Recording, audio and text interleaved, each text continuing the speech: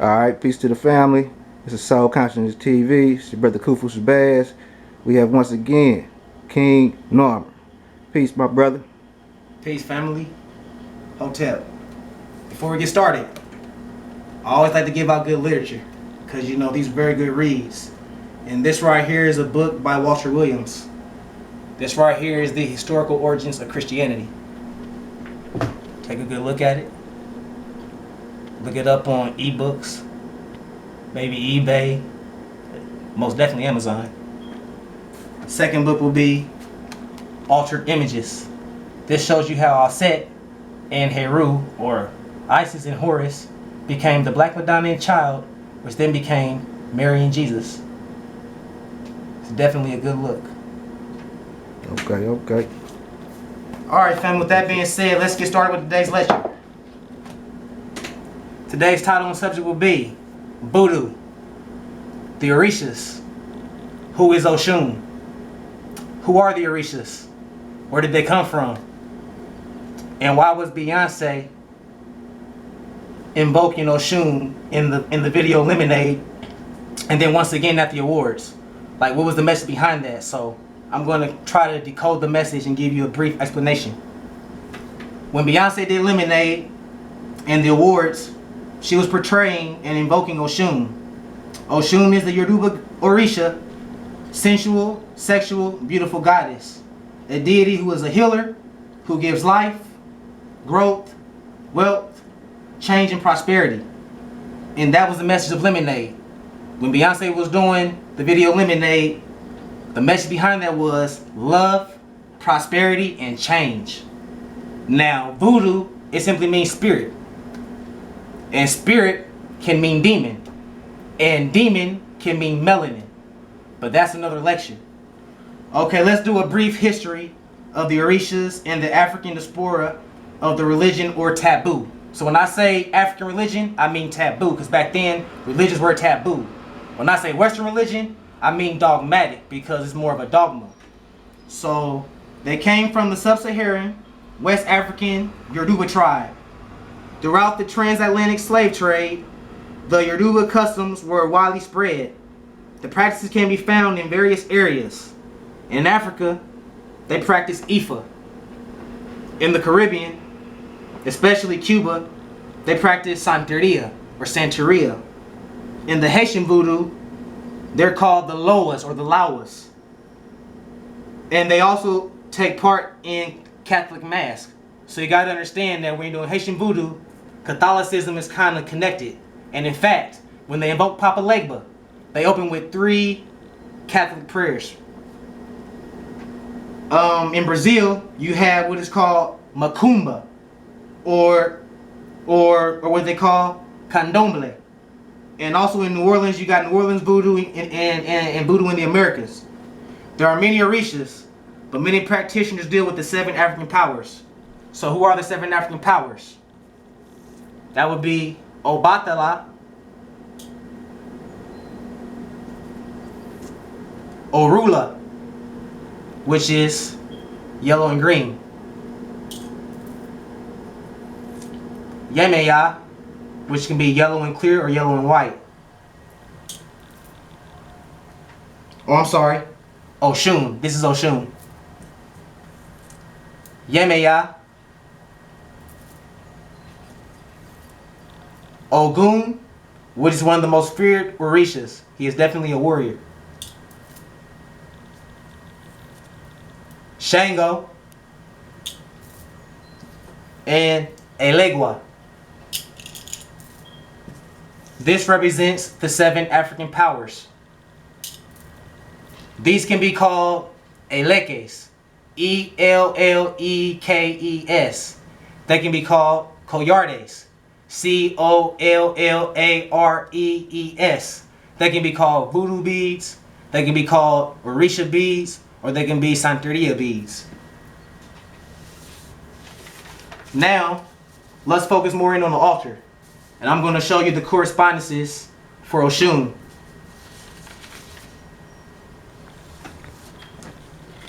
Now remember, OSHUN, she's the goddess of fertility, love, wealth, joy, etc. Her number is 5. And as you see, I have 5 pennies. Her day of the week is Friday. Being that she's a love goddess, her planetary day would be Venus Day. And Venus Day is Friday. So therefore, her planetary glyph would be Venus and Earth. Her favorite colors: yellow, gold, and oranges. And as you see, I have 5 candles. 1, 2, 3, 4, 5. Her offerings can be milk, pumpkins, cinnamon, pie, white wine, fresh water, and honey. But remember, if you give her honey, you gotta taste the honey first, because once upon a time she was poisoned. So you must taste the honey. And as far as her vices, you can put peacock feathers. You can put mirrors. She likes brushes. She likes gold. She likes brass. She likes jewelry. She likes flowers. She likes beautiful fans and other pretty things, because she is a girly girl, or a girly goddess, or a girly deity, or a very feminine deity or energy, or Orisha. And basically, let's go over the correspondences of the altar. First and foremost, you have a picture of the deity, who is OSHUN. You also have a statue of the deity, who is OSHUN. You also have a veve, or a sigil. This acts as her personal phone number. If you're trying to get a hold of OSHUN, you gotta have her sigil, or you gotta have her veve. In other words, you can't be calling on a legua and try to get a hold of OSHUN. You have to get the corresponding veve. Okay, now as far as the altar setup, you can simply set up an altar with just the veve and a candle, or just the deity and the candle, or a picture of the deity and the candle, because there's no wrong or right way. An altar is basically the threshold, and it's all an expression of you. Because remember, the ancestors and the gods and goddesses and deities exist within your universe. So let's go over some of the correspondences. You have a cauldron. A cauldron can be for spirit, and can also be for water. You have an incense burner, which can be for air. And just remember that she loves sandalwood, so I have some sandalwood on there, because that's like a corresponding incense. But you can use frankincense and myrrh for anything, but she likes sandalwood. And as you see, I have some cinnamon.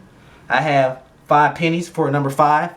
As far as stones, they can be earth stones, but she really likes citrine, because citrine is for wealth. But for right here, I have carnelian, and carnelian is for money as well. So now that we have spirit and air out the way, let's go to fire. The candle can represent fire. This right here is an Orisha candle designed for OSHUN. But remember, the magic formula is desire, intent, and focus. So with just a regular candle, you can do the same thing. Now, moving along, you have flowers over here. The flowers can represent earth.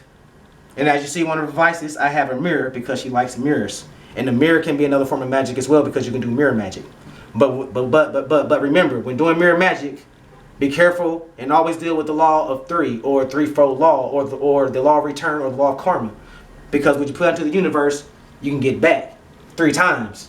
Then for water, you can simply put a gauntlet, a glass, or a cup, or a bowl that contains water. And that really represents water.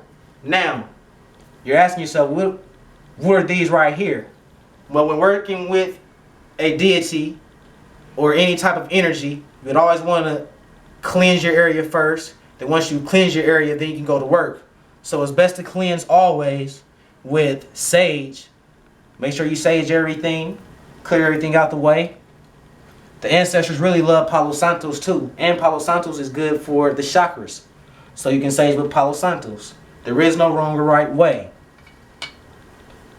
And if you want to take a spiritual bath or a spiritual shower, you can use some OSHUN body wash. And this right here is for taking a beautiful bath and invoking her energy. Also, you also want to smell good for the goddess, or for the Orisha, for the deity, because she is a very feminine energy. So you can also use OSHUN oil. And you can dress OSHUN oil on your candle. But in a later class, I will give a one-on-one on how to cleanse and clear a candle, how to dress a candle, and how to charge it up, and how to carve sigils. I will also do a class on sigil magic, candle magic, incense magic, and herb magic. And I will like combine it all into one.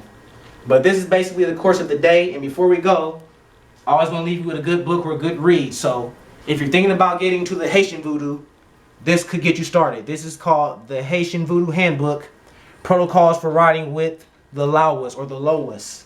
So look it up on eBay or Amazon, and this is a good book. And other than that, that's pretty much it. Peace, family. All right, appreciate it, brother.